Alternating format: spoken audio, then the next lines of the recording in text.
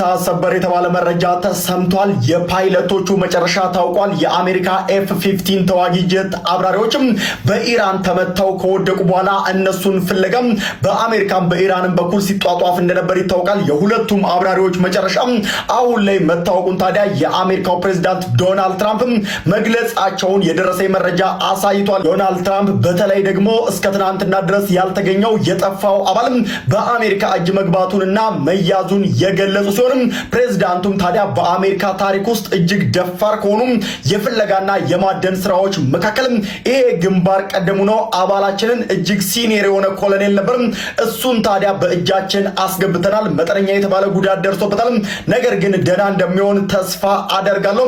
አሁን ላይ አሜሪካ ፓይለቶቿን በእጇ አስገብታለች ብለዋል።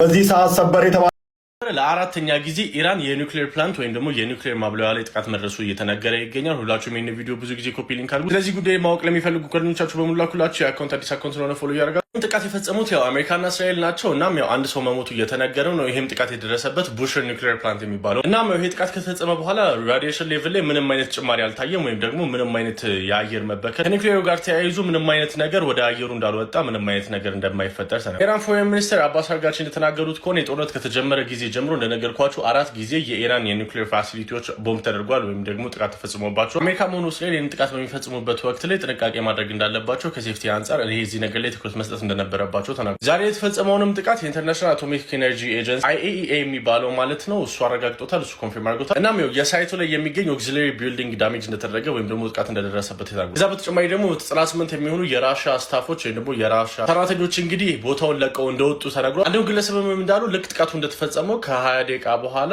በተለያዩ ባሶች ቦታውን ለቀው ወጥተዋል። እናም በአጠቃላይ 198 ሰዎችንም ይዘው ከቦታው እንደሸሹ ተነግሯል። ቡሸር ፕላንት የሚባለው አሁን ላይ የኢራን ብቸኛው ኦፕሬሽናል የሆነ ወይም ደግሞ እየሰራ የሚገኙ ኒውክሌር ፓወር ፕላንት ነው። እናም ቡሸር ሲቲ ውስጥ የሚገኝ ሲሆን 250,000 ሰዎችም እዛ ከተማ ውስጥ እንደሚኖሩ